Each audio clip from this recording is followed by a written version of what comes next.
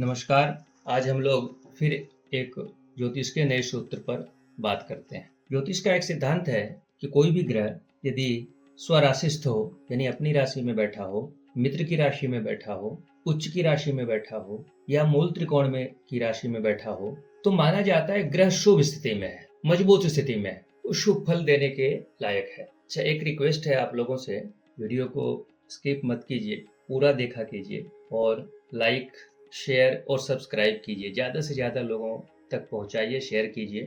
चुन चुन के कोशिश करके अच्छी अच्छी चीज़ें आपके सामने लाने की कोशिश करते हैं। और आप में से कोई यदि वैदिक ज्योतिष या बीएनएन सीखना चाहते हो या वास्तु सीखना चाहते हो तो स्क्रीन पर व्हाट्सएप नंबर मेरा आता है, आप कॉन्टैक्ट कर सकते हैं। अगर किसी को ज्योतिषीय परामर्श चाहिए तो भी आप कॉन्टैक्ट कर सकते हैं। चलिए अपने आगे बढ़। तो ज्योतिष का ये सिद्धांत है कि कोई भी ग्रह यदि अपनी राशि में हो, मित्र की राशि में हो, उच्च राशि में हो या मूल त्रिकोण की राशि में हो तो अच्छी स्थिति में माना जाता है और शुभ फलदायी माना जाता है।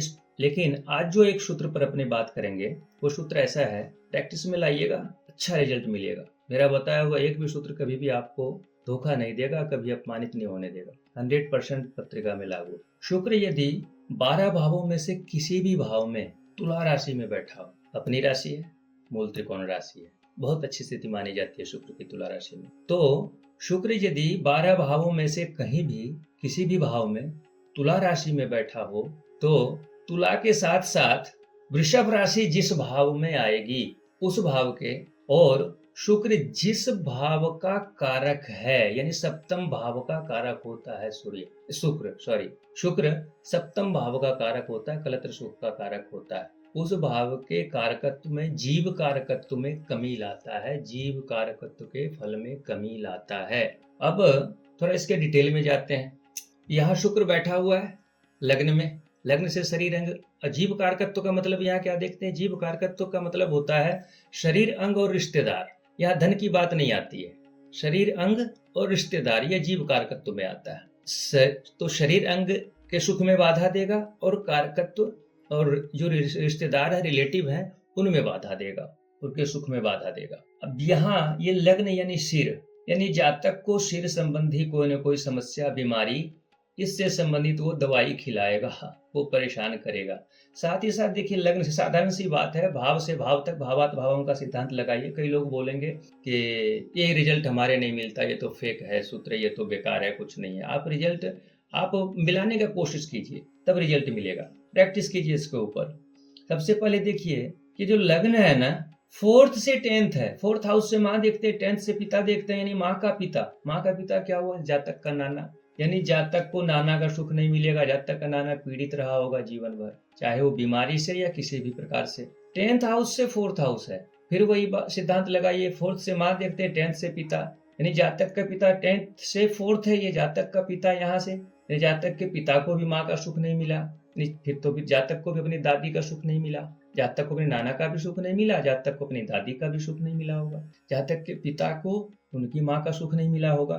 5th हाउस से अपने साला साली देखते हैं, ये 9th पड़ता है, 5th से 9th है, ये 5th से 9th से 5th है, ये 9th हाउस है। 9, 10, 11, 12, 1, 2, 3, 4, 5, यानी 9th हाउस से साला साली देखते हैं, तो यहाँ से 5th है।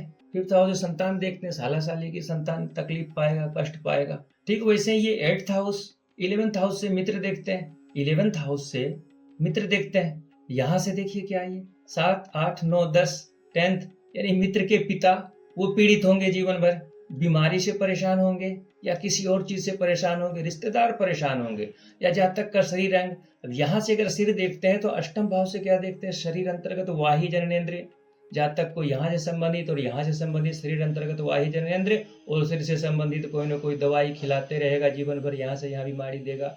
साथ ही साथ 7th हाउस कलत्र भाव है, कलत्र भाव स्पाउस का हाउस है, स्पाउस का। अगर ये पुरुष की पत्रिका है तो ये पत्नी का भाव है, यानी पत्नी का सुख, पत्नी गृहस्थी सुख में बाधा।